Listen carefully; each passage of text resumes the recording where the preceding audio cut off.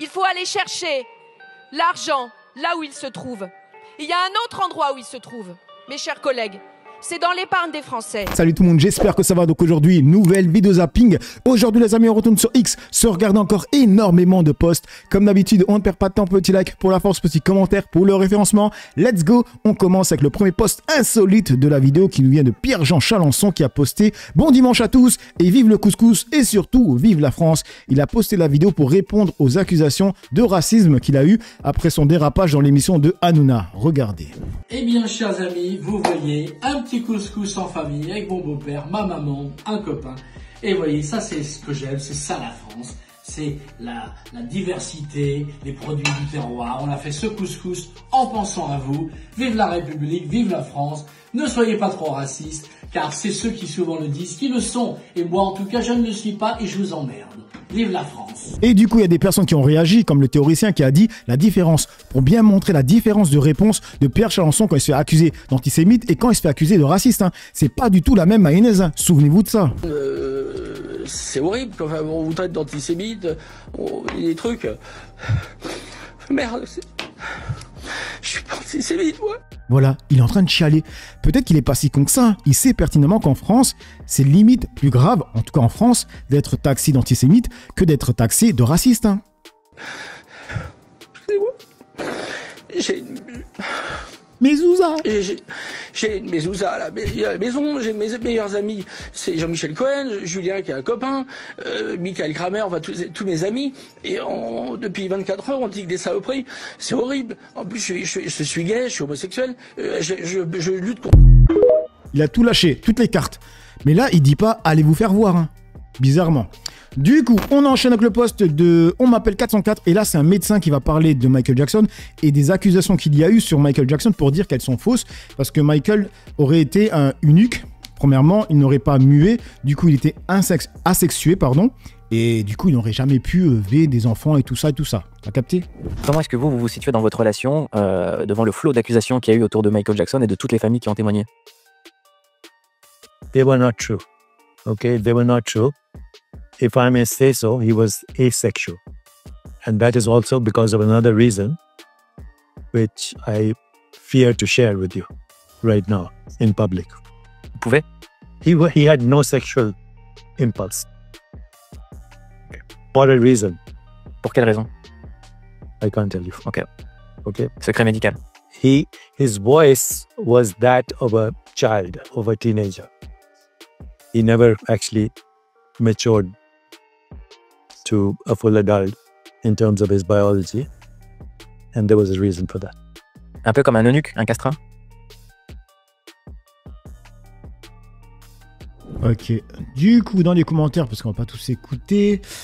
Ensuite, il y avait une personne qui a posté une vidéo de Alain Soral qui en parlait déjà à l'époque. Michael Jackson à un moment donné était devenu une figure très importante de la pop culture et avait atteint un tel niveau de puissance économique, il avait racheté le catalogue Beatles, qu'il était devenu quelqu'un de dangereux pour l'establishment du spectacle, parce qu'il acquérait une certaine autonomie, avec une certaine arrogance, c'est-à-dire qu'il voulait s'autonomiser. Et on sait très bien aujourd'hui avec le recul que l'affaire de pédophilie dans laquelle on l'a mis est un montage très marqué communautairement pour le détruire. Et on a d'ailleurs très intéressant les témoignages de Trump, qui dit bien « Je connaissais très bien Michael Jackson, il jouait avec mes enfants, c'est un type qui adorait les enfants, ce n'était absolument pas un pédophile. » Et il a été massacré par des gens qui ont le pouvoir de monter des opérations médiatiques de destruction, par les mêmes aujourd'hui peut-être qui se payent Puff Daddy. Alors je compare pas Puff Daddy et Michael Jackson.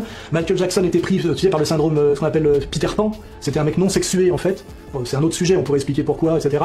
Et qui n'avait pas de sexualité active en réalité, et qui était en fait dans un monde d'enfance, et son relation aux enfants était une relation désexuée.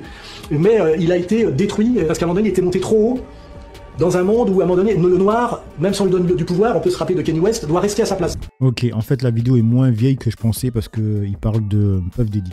Bref, du coup, on enchaîne avec cette news de Alerte Info, c'est marqué Matisse, donc le jeune noir qui est là. Un jeune étudiant de seulement 19 ans a été mortellement fauché par un véhicule ayant refusé d'obtempérer à un contrôle de police dans la nuit de samedi à dimanche à Lille. Paix à son âme. Et force à la famille, franchement, les mecs. La vidéo est insoutenable à regarder. D'ailleurs, il y a la vidéo. Ne vous inquiétez pas les mecs, on ne voit rien, on entend seulement, c'est déjà une dinguerie. Regardez. Attends, vite fait, il y a une chasse en direct là. Il vient de tuer quelqu'un. Bref, je le répète, qu'il repose en paix. Hein. Et vraiment force à la famille. Du coup, on enchaîne avec le poste de On Bon Tweet français. Et là, ça parle de l'épargne des Français. Il ne louche même plus sur l'épargne des Français. Il le dit clairement. On va aller prendre l'argent aux Français, tout simplement. Donc c'est marqué, ferme ta gueule. Cet argent, il appartient aux Français. Ils l'ont gagné. Ils ont déjà payé des impôts dessus. Maintenant, ils en font ce qu'ils veulent. Foutez-leur la paix et apprenez à gérer un pays ou faites un autre métier. Ça suffit maintenant, bande de connards. Ah, ils préfèrent délocaliser. Alors oui, il faut taxer. Il faut taxer pour financer la nationalisation, la réindustrialisation de notre pays. Voilà ce qu'il faut faire. Et pour cela, il faut aller chercher l'argent là où il se trouve. Il y a un autre endroit où il se trouve, mes chers collègues. C'est dans l'épargne des Français. En vrai de vrai, les mecs, quand on réfléchit 2 secondes de façon rationnelle, c'est une pure dinguerie ce qu'elle est en train de dire. Regardez, on va prendre un chiffre rond pour que ça soit compréhensible. 1000 euros. Quelqu'un qui gagne 1000 euros qui paye 30% d'impôts. Donc 300 euros. On va dire que le coût de la vie, l'appartement, la voiture, la bouffe, ça coûte 500 euros. Il lui reste 200 euros. On va dire 100 euros pour le divertissement, sortir, etc., etc. Il lui reste 100 euros. Et ces 100 euros, il se dit, je vais les épargner. Et eux, ils viennent ensuite te dire, bon, les 100 euros là que tu as épargnés, je vais les prendre. J'en ai besoin parce que j'ai mal géré le pays. C'est de ce niveau-là, les mecs. C'est une singerie, sérieusement. Bref, du coup, on enchaîne avec le poste de Sir Afuera. C'est marqué alerte, l'État taxera les cryptos et les assurances-vie des Français. L'ISF, une certaine forme d'ISF. Ça veut dire impôt sur la fortune immobilière, plus d'autres choses. On inclut par exemple de la crypto-monnaie. Il y avait un autre économiste qui me disait aussi les œuvres d'art pourraient être aussi impactées par ça. Si vous détenez des œuvres d'art, et ben vous allez, même si vous avez qu'une maison de 100 mètres carrés, mais plusieurs œuvres d'art, être susceptible de payer ce nouvel impôt. Ah oui, tout à fait. Les œuvres d'art, comme ça a été dit, le patrimoine mobilier aussi, et puis le patrimoine immobilier également. Donc c'est un impôt sur la fortune un petit peu nouvelle version, évidemment, pour essayer de contenter un petit peu tout le monde dans un monde, effectivement, qui aujourd'hui est très incertain et avec une forte pression fiscale. Mais oui, effectivement, ça va permettre d'élargir un petit peu l'assiette des contribuables. Maintenant, le taux reste quand même assez élevé. Et quand on observe un petit peu ce qui s'est passé sur l'ISF dans les pays étrangers, je pense en particulier la Suisse et la Norvège, ça a fonctionné uniquement dans un seul cas, si le taux est extrêmement faible, 0,1% ou 0,2%, sur une assiette extrêmement large. Là, on est à 1%. Du coup, ça dit quoi dans les commentaires? Je vois pas bien comment ils vont faire pour la crypto. Alors les mecs, faut savoir une chose. Quand vous détenez de la crypto, il faut le déclarer. Sinon, ils peuvent vous tomber dessus. La crypto, c'est considéré comme un compte étranger, comme un compte titre, comme un PEA. C'est-à-dire que si tu fais des bénéfices sur la crypto, bah, tu es taxé à 30% de flat tax. Comme les comptes titres. Compte titre, en fait, c'est un compte d'épargne pour tout simplement investir en bourse sur des boîtes américaines, etc. Moi, j'ai un compte titre, c'est-à-dire que si je fais des bénéfices, par exemple, je sais pas, moi, j'ai mis de l'argent sur Apple, tu vois, et j'ai mis 100 euros et que j'ai fait 50 euros de bénéfices, ben, en fait, je vais devoir payer, quand je les retire, 30% de flat tax sur les 50 euros de bénéfices. Donc au final, je ne fais pas vraiment 50 euros de bénéfices, j'en fais 35, tu vois. Et le PEA, c'est un compte d'épargne pour investir en bourse, mais c'est un compte français, tu vois. Et là-dessus, par contre, quand tu l'as depuis plus de 5 ans, je crois, je me rappelle plus trop, hein, je suis plus à jour, ben en fait, tu payes plus 30% de flat tax, mais 17,5 si je me rappelle bien. Donc c'est plus intéressant, mais par contre, un PEA, malheureusement, tu peux pas investir directement dans des boîtes américaines, tu vois. Tu es obligé de prendre un ETF, tout ça. C'est un peu compliqué. En tout cas, quand tu as de la crypto, tu dois le déclarer. Sinon, ils peuvent te tomber dessus. Et eux, ils arrivent à tout trouver, hein, t'inquiète pas. Et on enchaîne avec le poste de Chana Arabie Saoudite qui a marqué « Un jeune Français a été victime d'un accident aux États-Unis et hospitalisé pour une simple radio de la jambe destinée à vérifier qu'il n'avait pas de fracture. Il a reçu une facture de $36 000 à payer. » Et c'est ce système que la droite et l'extrême droite ultra-libérale rêvent d'importer en France. Ça fait 2 mois que je suis rentré en France et je reçois la facture de la radio que j'ai faite aux États-Unis quand j'étais à l'hôpital. Devinez combien ça m'a coûté. Je suis allé aux États-Unis, 3 mois. Au bout de 2 mois, il y a une voiture qui m'a renversé quand j'étais à l'hôpital. J'ai fait une radio, on est en novembre. Je reçois dans ma boîte aux lettres une facture de $36 000. Regardez. La boule au ventre, je vous jure, la boule au ventre. J'ai fait juste une radio. J'ai fait une radio, j'avais rien. J'avais même plus mal quand je suis allé. Mais tout le monde m'a dit vas-y parce que tu sais jamais c'est un truc de casse après, ça se trouve à cause du trauma, tu t'en rends pas compte, mais bah voilà, j'y suis allé, j'avais rien, j'ai fait une radio, 36 000, 80 putain de dollars. Ah ouais, carrément endetté pour une radio. Comme quoi, sur certains points, on a de la chance en France. Du coup, on enchaîne avec le poste des grandes gueules. Et là, c'est le coup de gueule de Laura Martinez sur Fabs Guys qui sera un restaurant halal et sans alcool.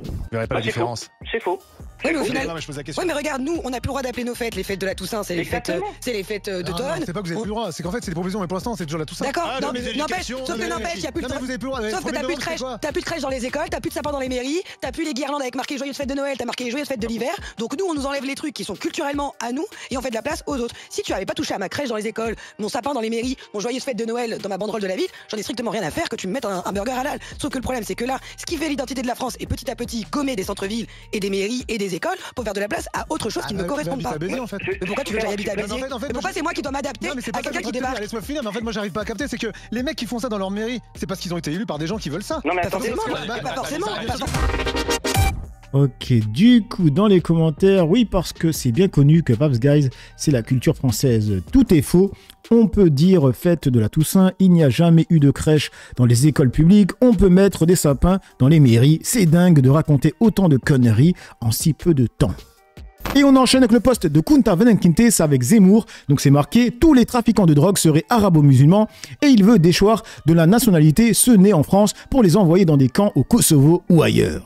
Tous ces gens qui seraient arrêtés comme trafiquants de drogue. Tous ces gens tous ces gens qui sont trafiquants de drogue. Il y a des trafiquants de drogue. Pour la plupart, ils sont arabo-musulmans. On ne peut pas nier ça.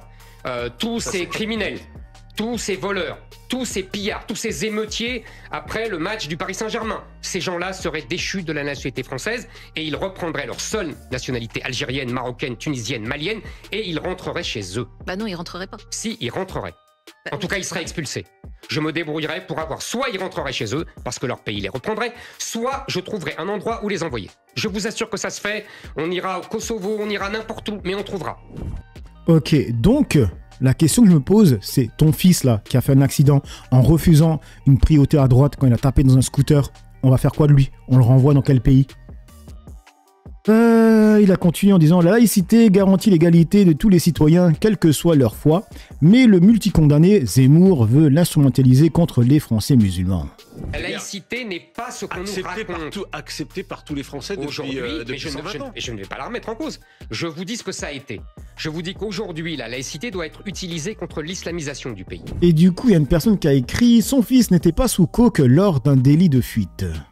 Effectivement, Hugo Zemmour, fils du multi-condamné Éric Zemmour, attendez, ça s'est lancé, multi-condamné Zemmour est un délinquant et un toxicomane qui met la vie des gens en danger. Éric Zemmour, l'un des fils d'Éric Zemmour qui est en garde à vue. Pourquoi Alexandra Gonzalez? Explication dans ce tweet de Jean-Pierre Lecoq, c'est le maire du 6e arrondissement. Le fils d'Éric Zemmour responsable d'un accident.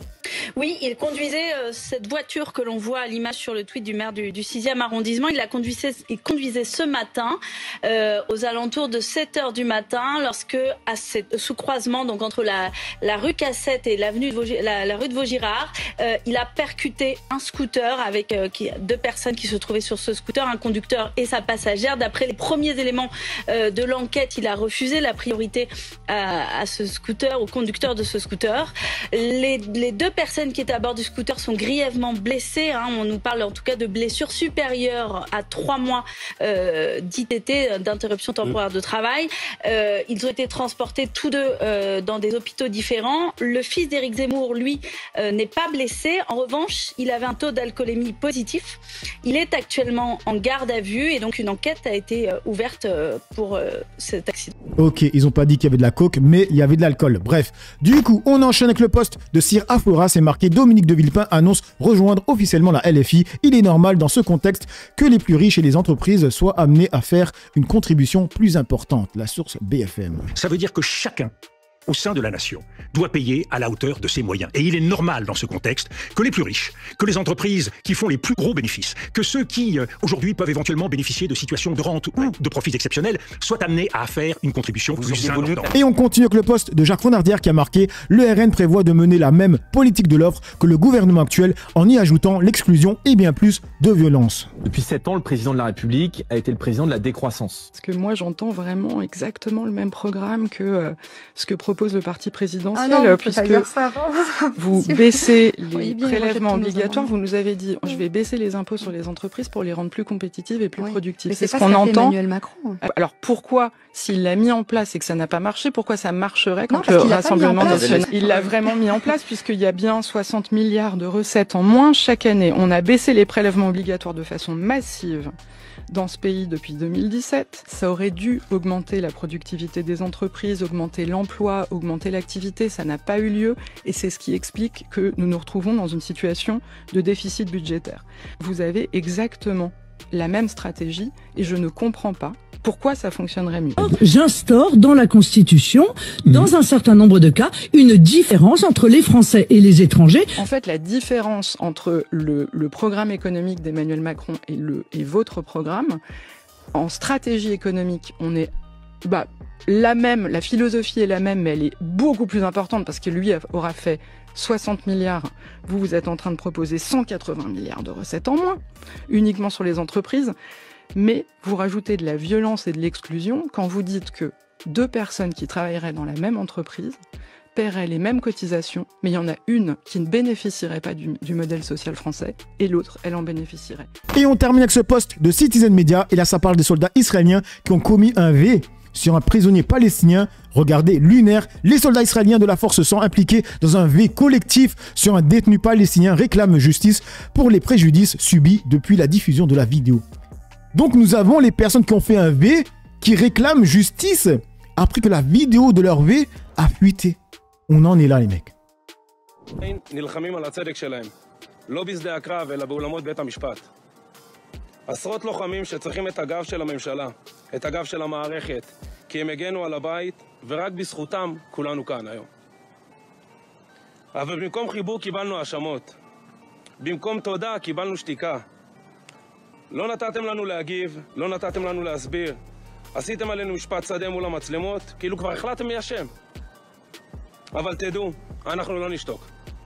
נמשיך להילחם על הצדק בשביל עצמנו, בשביל החברים שלנו, בשביל המשפחות שלנו, בשביל כל מי שיצא עם מדים והגן על הבית. לא ביקשנו רחמים, לא ביקשנו מחילה. רק דבר אחד, צדק. אתם אולי ניסיתם לשבור אותנו, אבל שכחתם דבר אחד. אנחנו כוח 100. אנחנו עומדים כאן מול כולם ומזכירים שמאחורי כל הניצחון עומדים לוחמים אמיתיים. אנחנו רוצים גם להגיד תודה לעורכי דין שלנו שמלווים אותנו מהדקה הראשונה ועד הסוף.